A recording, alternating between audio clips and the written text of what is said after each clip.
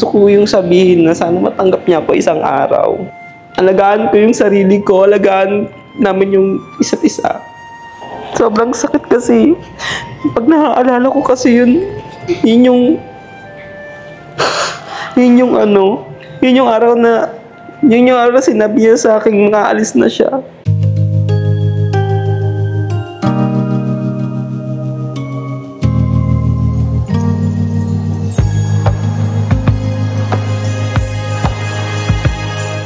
My name is John Fernandez de la Cruz or John de la Cruz, and aka Balong, and yan, you can call me Balong, and also my nickname is BNT Balong bilang isang member ng Bakla ng Taon Production. Hey guys, it's Balong and welcome back sa aking channel. Ayan! Excited na akong gawin to kasi nga, di ba, hindi ako nakapag-celebrate ng birthday ko nasa vlog ko, and then hindi siya makulit ngayon kasi alam nyo kung bakit. Kanina nasa biyahe kami, binilan siya ng gamot tsaka pinakain muna kasi most of my time, as you can see, kung nakikita nyo ako palagi sa mga vlogs, sa mga vlogs din ng ibang mga bayut, yan. Yun po yung aking ganap sa buhay. Magawa din po ako ng mga contents like in my own, and I have also a channel po. So, yun yung mga karaniwang ginagawa ko po in daily life. Nagsimula yun siya nung bata pa ako kasi tinatanong ko din kung bakit Balong kasi ang layo for me parang ang layo siya tignan sa mga ibang tao kasi yung mga friend ko nung bata pa ako kasi iba yung nickname niya. So, yung nakuwang Balong pala is from kamag-anak ng father side ko. So, medyo nawiwirdoan din ako sa name ko, but I get to used to it na lang din kasi siguro dahil proud din yung family ko and also yung tatay ko, pati yung mama ko. Yun yung tinawag sa akin. It's kasi bunso kasi ako sa magkakapatid, and pangpito ako sa pangalawang asawa ng nanay ko, and yung una kasi is 5 sila. So kami is pang dalawa. So ako yung pangpito doon sa magkakapatid sa una at saka sa pangalawa. Si BNT Balong of Cam. Ayan.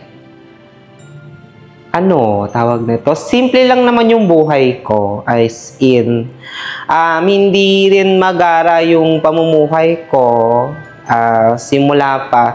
And kapag nasa off ka, madalas nasa bahay lang, tahimik.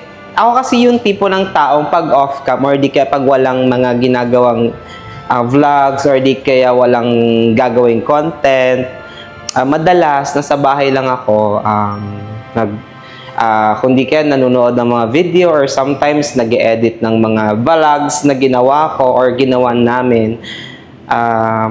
Yun kasi yung tipo ng ng tao na gusto ko laging mapag-isa din kapag alam kong medyo na-drain ako. Kaya minsan pag off cam, madalas ako nasa bahay. Simple lang yung ginagawa. Walang ibang ganap. Ayan. Ayun yung buhay ko from off cam. And madalas nasa kwarto lang ng bahay namin, laging nagpo-phone. Ayan, madalas yun yung pinaka-happy ko. Ayan, yun yung off cam. When you say kumusta kasi, ang hirap kasi niyang sabihin ng okay naman ako, pero deep inside hindi kasi may mga days and also mga pagkakataon din na ayun, hindi rin okay. Minsan mahirap din sabihin na okay lang ako, pero sa totoo lang hindi. Kasi may mga naaalala din ako ng mga bagay na nagpapalungkot din sa akin, like my family.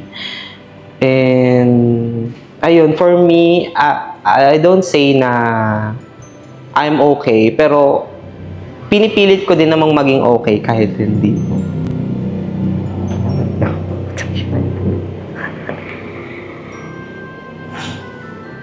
Yeah. Mababa lang naman yung luha ko, pero ayun, ang hirap kasi sabihin okay, di ba? Like, if someone, like, if they ask you kung okay ka ba, lagi ko na lang sinasabi, okay naman. Pero deep inside, tawag nito, lagi kong sinasabing okay lang ako, pero sa totoo lang, pag umuwi ako ng bahay, umiiyak lang din ako kasi minsan sinasabi ko na sana ganun kadaling sabihin yung salitang hindi ako okay sa harap ng maraming tao, diba? Ang hirap din magpanggap, lalo na kapag halimbawa nakikita mo yung mga taong nagtatanong sa'yo kung okay ba or kamusta. Pero yun wala tayong magagawa kasi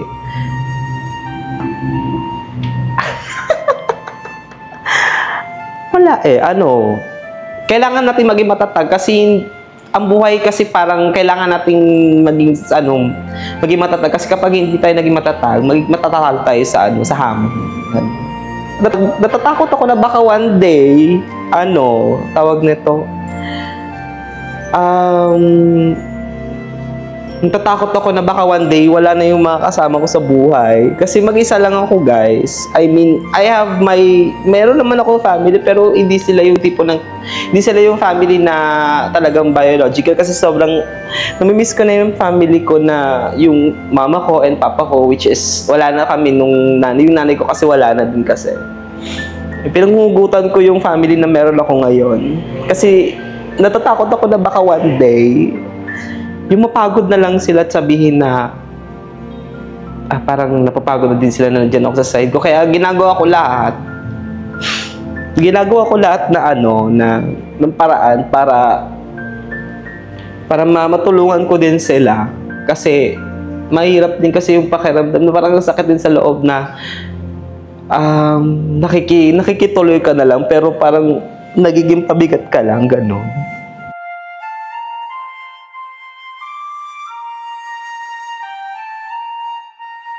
Sa tanang buhay ko, siguro naranasan ko lang ito nung nakupkup lang ako ni Mama Osang before. Kasi sobrang hirap din Hirap nung ganung pakiramdam na yung mga kaibigan mo or yung mga kakilala mo, diba? Nakikita mo silang masaya yung pamilya, tapos ikaw hindi. Ikaw lang yung parang sa kanila na nagsasabi na sana ikaw din, sana ako din, ganyan. After ng lahat din, wala na akong balita sa tatay ko kasi hindi ko rin maiwasan magkaroon kami ng away. Parang hindi ko rin maiiwasan paano nagkaroon kami ng gulo or something na pagtatalo. Pero sa totoo lang, nami-miss ko din sila. Nami-miss ko yung tatay ko, yung ate ko. Kasi hindi na din kami nagkakasama, ganun. Pero ngayon wala akong balita din, even may ate, kasi nagkaroon din kami ng tampuhan about sa life niya at saka sa family niya. Kasi yung tipo ng tao nagagalit kapag halimbawa hindi nila sinusunod yung mga tamang dapat gawin, ganun, nagtatalo. Kaya minsan iniiwas ko na lang yung sarili ko para hindi kami magkaroon ng gulo or ng pagtatalo or ng argument. Ako na lang yung lumalayo kasi 'di ba pag gano'n naman yung kapag pamilya mo wala na kasing magagawa pero ikaw yung mag-a-adjust. Ngayon hindi ko alam kung ano ba yung nangyayari sa kanila kasi parang feeling ko galit pa sila sa akin. Hindi nila ako binati nung birthday ko Akala ko kasi babatiin nila ako. That's why I'm waiting them.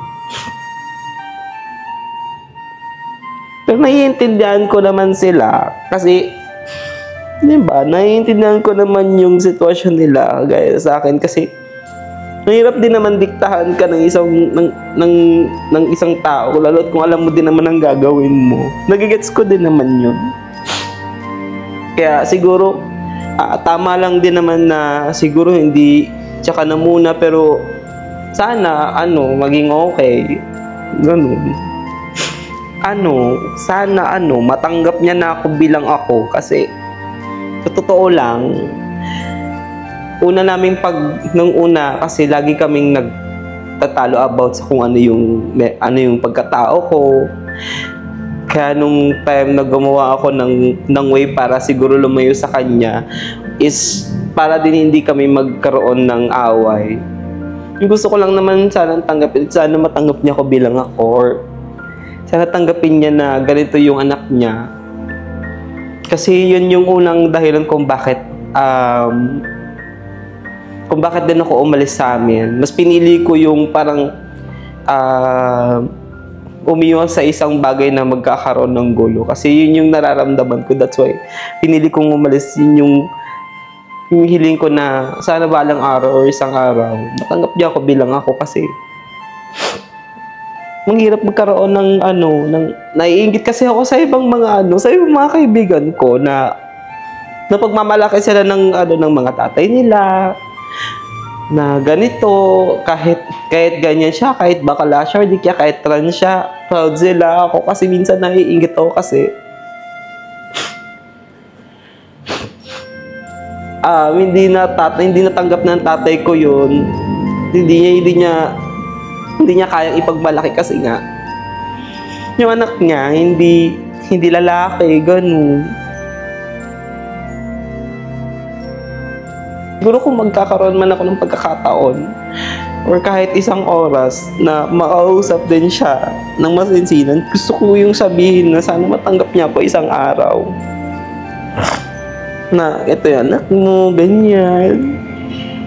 Last memories ko with my mom, or yung nanay ko, is magkasabay kami naghahapunan, no? And then one day, lagi namin pinag-uusapan is about yung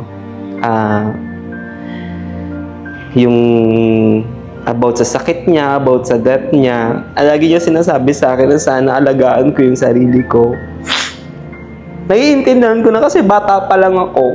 Alam ko na yung mga ganong nangyayari. Hindi ko alam na doon pala magpapaalam na yung nanay ko. Sinabi niya sa akin na sana ayusin yung mag-alagaan namin yung bawat isa sa amin. Pag-aral daw.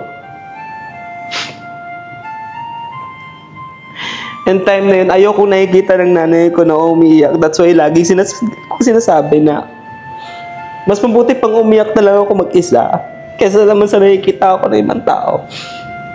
Dahil naalala ko yung nanay ko nung time na sinabi niya sa akin wag akong umiyak, pero umiyak ako. Kasi sabi niya, alagaan ko yung sarili ko, alagaan namin yung isa't isa. Kasi alam ko magpapaalam na siya. Alam ko nga alis na siya sa mundong to kasi nga sobrang sakit kasi pag naaalala ko kasi yun yung araw na sinabi niya sa akin nga alis na siya. Hindi ko alam na totoo rin pala yun. Akala ko biro lang. Kaya magmula nun, ayoko na laging umiyak na nakikita ng tao. Ayoko kasi nakikita naging mahina ako. Past experience ko po nung bata ako kasi nung bata ko, after mamatay ng nanay ko, medyo nabago lahat yung buhay namin kasi hindi ko alam na ganun pala ang pakiramdam na mawalan ng makulangan ng isang member ng family.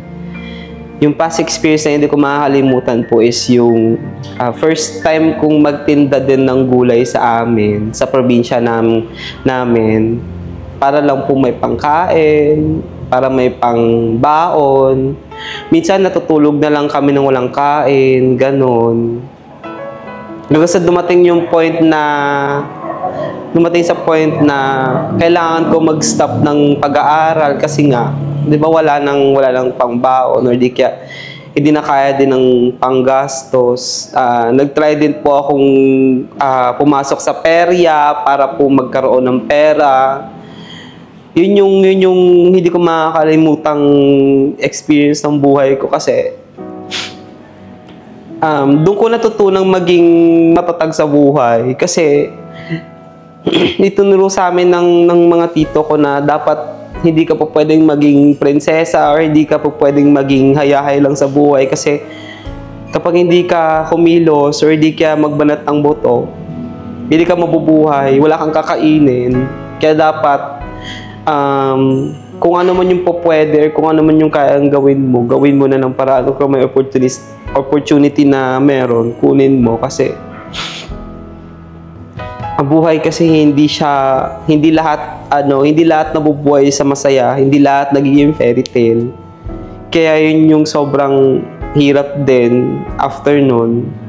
Kasi imbes na nung bata ako, puro dapat naglalaro lang ako, pero ayun, tuto na ako magbenta ng gulay, mamasukan bilang isang din ng sa perya, naghuhulog ng mga ng barya, kumukuha ng mga nagpabantay sa tindahan.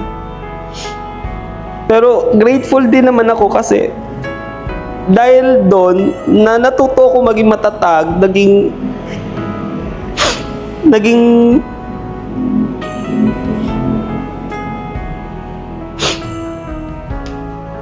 matatag sa buhay, na hindi umaasa din sa ibang tao na kung ano yung meron ka, dapat meron din. Dapat matuto din kayong magbalat ng buto, gaya ko. Ganun. Sobrang grateful ako ngayong taon kasi nga, dahil din sa Just Bean, for the first time na nakapag-travel din ako, I was so grateful kasi parang after nito, ilang bansa ba napunta ako? 6 country. And yun, grateful ako. And nilolook forward ko ngayong 2025 is yung maging matatag and also maging matapang sa hamon pa ng buhay. Kasi alam ko, nafe-feel ko na hindi talaga madali ang tinatahak natin, and also maging peaceful. Laging pinipili ang happiness and also yung mga stress in life is sana kayanin pa at kakayanin pa sa mga susunod na taon. Thank you sa Just Bean for giving me a chance or a reason to believe again sa buhay. Kasi minsan, andun ako sa part ng buhay ko na parang ayoko na ding maniwala na kakaya ko pa. Yun pala, hindi na, gano'n. And then, Just Bean came up to me and yun na, doon nag-start lahat ng pagbabago din sa life ko, sa pagiging positive in life ko. Ayun, unti-unti ko nang nakakaya na natutupad ang mga pangarap ko po. Yan. Thanks sa Just Bean. Ayan. Thank you, Just Bean, for always at my side. Ito din yung nagpupush sa akin na mag-vlog ako. Although minsan nagtataka din ako na parang may video pa ako, may vlog, pero vlog pa daw tuloy-tuloy kahit na minsan kahit hindi na sila yung ma-video, and minsan sabi nila para meron daw pende or di ka maging busy or di ka para maging productive ka, ganon. Sila yung naniniwala sa akin na gawin yung mga bagay na hindi imposible. Yes, oo, tama. Ganon, dapat laban lang ng laban, go lang ng go. Yes, laban lang po, Alaksan. And syempre pa lang, nagpapasalamat din kami sa iyo dahil grabe din yung pagmamahal at support ang binibigay mo sa amin. Hindi lang sa amin, pati din syempre sa JK Sanggipsal family. Iba naman. Ay, ibang pagmamahal. And sa JK Sanggipsal family and syempre sa cafe mo, sobrang na-appreciate namin yung pagsusupport mo sa amin, laging pagsama mo, yung laging pag-ganon mo ba, go, Kerry. Go lang ng go. Congratulations, and sobrang na-appreciate ka namin, Balong. So, kaya thank you from the bottom of our heart. And paano yung kami nagpapasalamat ni Mo. Ayun. Sa sobrang supportive mo thank sa amin. You so much. Naiiyak ako. Ayun, gaya nga na sinabi mo kanina, natakot kang mag-isa. And tandaan mo, nandito ang Just Bean, nandito kami nandito ang JK Sanggipsal family na lagi tatanggap sa iyo. Ayan, isipin mo na lang na meron kang puwang sa JK. And iwanan ka man ng lahat, kami hindi ka namin titigil. Hello, grabe naman kayo. Kasi nga, di ba, walang KJ. Gumanong ka eh. Ganun na yun eh. Walang kumbaga walang KJ. Walang KJ pero may JK. Ganun ang tema namin. Kaya go lang ng go, laban ng laban. Tuloy lang ng tuloy. Yun. Pero yun nga, gusto ko din magpasalamat sa kanila kasi sila yung tipo ng magjowa na minsan alam mo yung ikaw na lang yung ano, pero syempre di mo na pagod ka na yung gano'n. Pero sabi ko, di kayo napapagod, go lang ng go, no? Minsan gano'n. Oo, yung kumbaga parang meron na siyang vlog. Kumbaga magbablog ulit kami. Kasi parang inisip kasi namin, para meron pa siyang i-upload kinabukasan. Minsan may pending ganun, pa oo, siya. pending. Like, may mga biglaang lakad. Di ba yung hindi siya makakapag-video. At least, meron siyang impact na parang mayroon akong i-editin. At least, meron akong i-upload. So, yun din kasi yung talagang inaano ni mo, pinupush din mo. So, ayan, dahil nga, love ka namin. I love you! Sana magustuhan mo ang aming regalo pa. Franchise yan, guys. Franchise. Franchise na para niya. So, ayan, Balong, tanggapin mo ang aming surpresa. Totoo yan, ha? Hoy, hindi ka mga ano dyan! Neme ka! Totoo ba to? Totoo yan, totoo yan. Sir, ano ba to? Totoo to? Totoo yan. Neme kayo, asan yung camera dito iba? Bukod dito. Saan yung CCTV? Kayo, Sobrang alam namin na-appreciate. Uy, totoo ba? Ano, thank you. Wait lang. Grabe si Balong, no? Grabe din tayo supportahan ni Balong, ni Bebang, nila Iza Ashley, nila Jenny Fu. Ay, ayun. Sobrang na-appreciate namin itong mga ano na to, mga bata. Ay, Bata na. Ay, tanggapin mo. Ayan ang bagong iPhone. Ayan ang cellphone mo. Ayan, para magamit mo sa pag-vlog. Para hindi na rin medyo foggy ang iyong ano. Nasa Baguio kasi yung team na. Eksena niya lagi sila nasa Baguio. Kahit nasa Baguio, mainit. medyo foggy talaga eh. Pero ito nga yung pinag-ano ko nga din sa kanila. Sabi ko, balang araw bibili din ako ng magandang camera, gano'n. Pero yun nga, pinag-ipunan ko din. Pero lagi na lang, itong Jasmine yung ano eh. Ito na lang yung Jasmine, lagi na lang itong mahilig mag-surprise. Sana matanggap mo ang aming simple token of appreciation. Thank you po. And sobrang naano namin si Balong. Actually, yung habang kinukwento niya yung mga stories niya, actually, nag-iyakan na kami dito.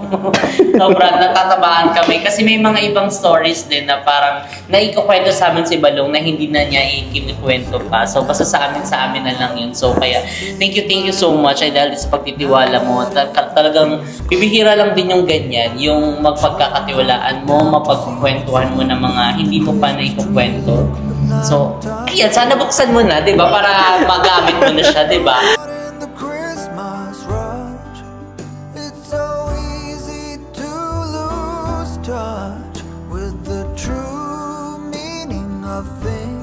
Congratulations Balong sa iyong bagong iPhone! Ayan, so medyo lilinaw na ang iyong vlog. Makikita nyo na talaga yung totoong chismis. Yun nga yung tinatawag ko. Pero, ayun nga, maraming salamat po sa Jasmine po, sa buong JK Fam po, and sa mga kasama po namin, sila Isa, sila Ashley Bebang, ayan, si Jeko, ayan po. Ang team, Team Ernalyn. Ayun, team Ernalyn. Ay, thank you so much po sa inyong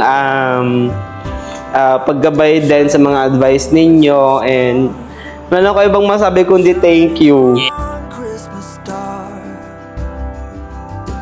Shine on.